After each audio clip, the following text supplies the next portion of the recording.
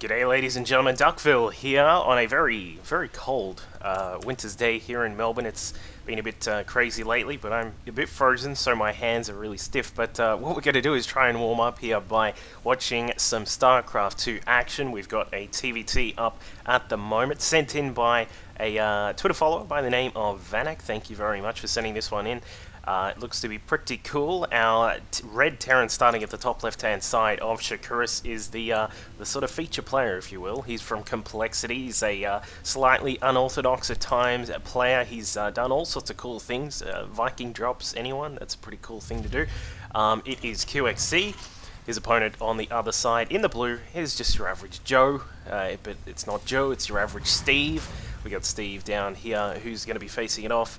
On this very interesting map, of course, you can see Shakuris games go to split map situations where you'll have the Terran players split up right through the middle, and it can be very interesting to see how that evolves. But you can also just get very standard 1 to 2 base games here with you know, your average sorts of things happening. But given that QXC is in the game, I'm hoping that we'll see something interesting, and he does go for just a standard. Both players, in fact, going for the standard barracks opening. So we'll have to find out. Once the gas goes down, there it is for both players. So QXC and Steve are both going to pick up the gas, and yeah, we'll have to see what happens from here. So, of course, it has been a little bit quiet on the home front for me lately. I've actually been up to Brisbane in Queensland. That's in the northeastern part of Australia, for those of you wondering. Or doing a geography test right now.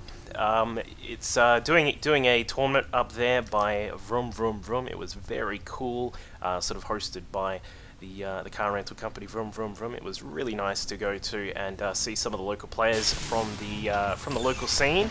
Yeah, so that was really cool, and obviously I'm back now. We're going to be getting some more casts done, and probably next up will be maybe a replay or two from the recent Team Liquid replay pack featuring Heroes, so stick around for that one if you are interested in some awesome Protoss action. Meanwhile, for both of these guys, we got things just going as normal as we mentioned before. QXC has gotten his orbital already done, whereas Steve's is just slightly behind.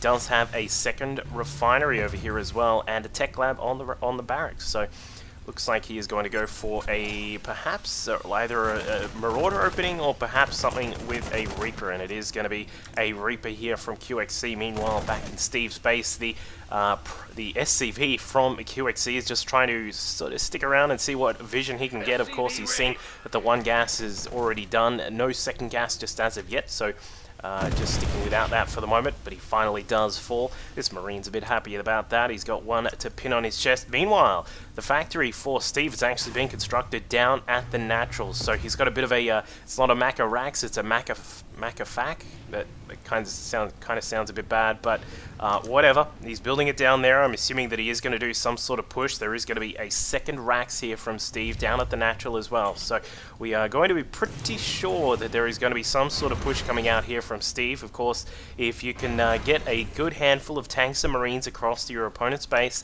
and siege up the low ground, and if you can get some good vision, you may be able to just sort of hold them in the base, contain them there, and even possibly win the game from there. But we'll find out. It does definitely look like that is going to be the plan here from Steve. He did just get up the top here to check out what was going at the racks of QXC, and he did see that there was a tech lab there, so quite cleverly he's just got a Marine just standing down the back here.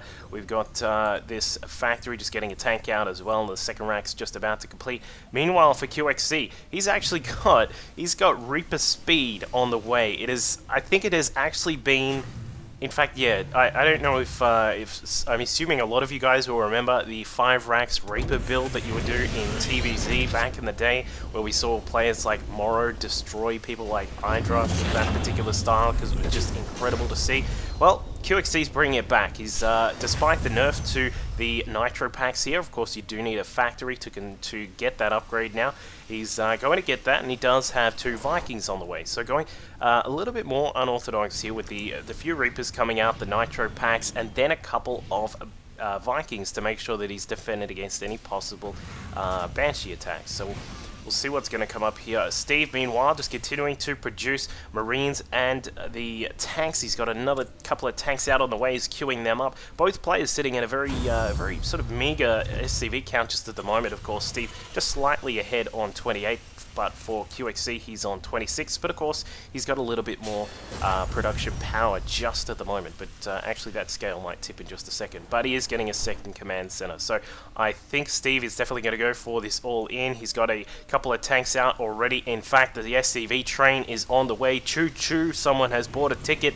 And it is going to go across the map. Meanwhile, for QXC, he's got his Reaper speed. He's going to be able to zip around with those Reapers, perhaps pick off a couple of these Marines before they can take too much damage, and he is going to see what's coming. Here come the tanks there. He's going to get some vision and head across to try and take out some of these SCVs. That'll be quite nice there for QXC.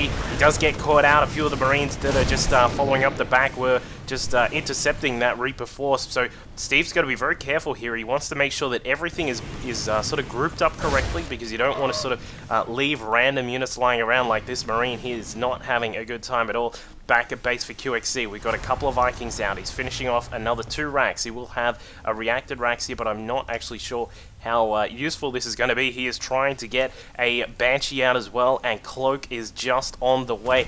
Is he going to be able to get everything out in time? The force of Steve is now pushing up the ramp. He has no vision of what's going on inside QXC's base, but he's taken out 2 supply depots, which is really going to hurt QXC's chances of defending against this. Meanwhile, back at the base of Steve, of course, as we can see, the Reaper's busting inside. The 2 Vikings, because they don't have anything else to do, just going to drop down on the main base here, trying to take down as many of these SCVs as he can, and he's actually doing a good job just taking out some of the Marines that are there defending as well. But for QXC, he did get one of his Banshees out. It's hanging up the top here, just waiting to see what's going to go down. QXC lifting up the buildings here. It's probably his best way of staying in this game, is to float to the corners, or perhaps to float, or he's going to float across to the middle here. Of course, that's a little bit hidden for the time being, but here comes that Banshee. She does have Cloak. 1 kill, 2 kills, going to go up from there.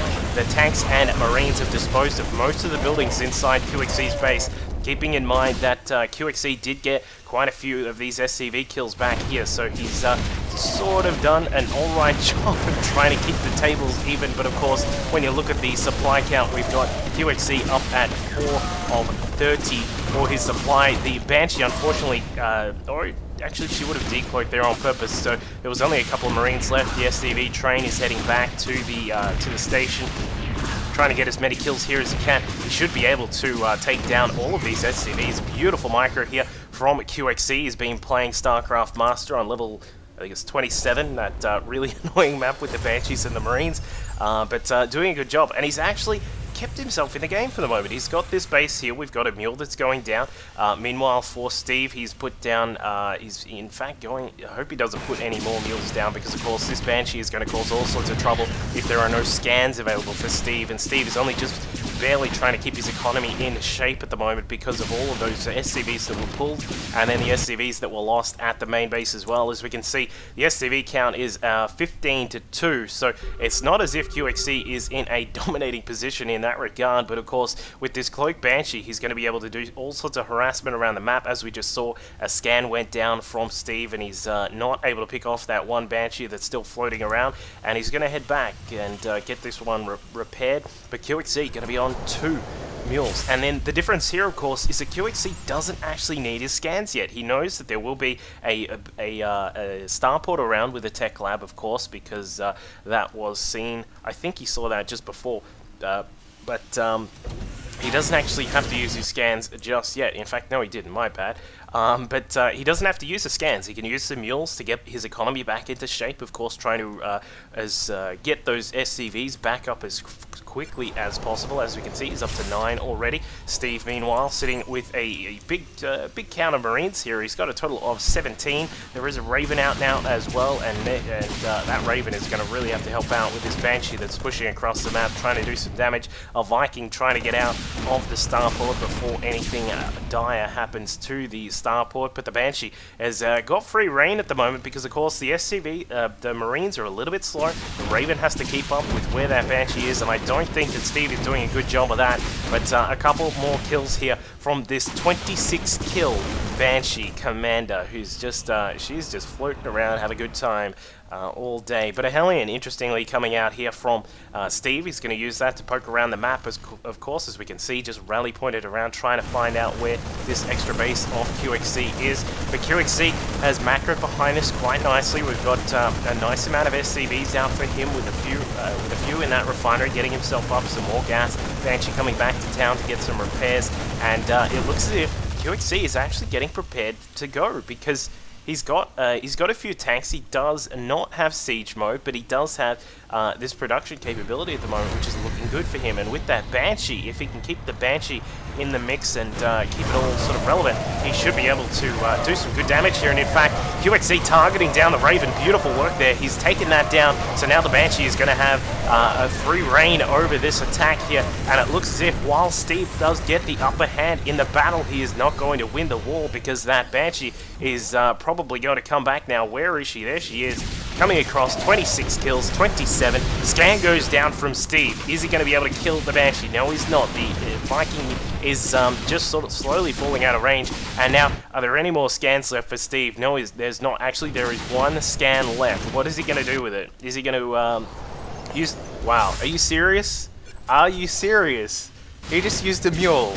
That, I think that could seal the game here for Steve, sealing his own fate, if you will. The Banshee now just disposing of the last remaining tanks, the SCVs, the Vikings and Marines trying to look threatening, but there is no scan in the bank. So QXC should be able to clean up the rest of this. I mean, he's got a quad Marine production here. We got a tank coming out every so now and then, and also SCVs. In fact, the SCV count is now in favor of QXC. So he's going to be looking to clinch the victory here in just a second. Steve trying to control the watchtower, but the Marine sees that there is a big force on the way. QXC doesn't really have any upgrades, but of course Steve does not either, because he spent so much in these in the initial attack and then that second attack just now as well. So he's got no turrets back at home, so if the Banshee wants to come across, she can go in there, cloak up and do some damage. There are 3 Vikings out now, but the Raven is still here, puts down an auto turret. That will help out a little bit, but I don't think it's going to be enough, because the tanks will be easily able to dispose of everything left over.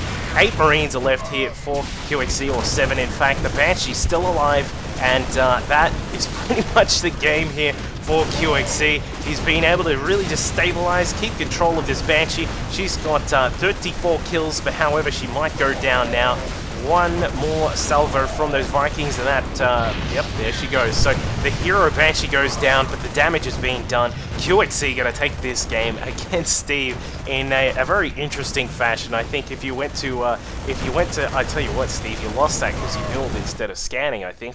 But if you started here at the end of the game and say, what the hell just happened, you would be very surprised to see how that game went. But great game from QXC, from Complexity, of course. So thank you again to Vanek for sending this one in. It was a little bit of fun casting this one. And yeah, I hope to see you all next time. Cheers.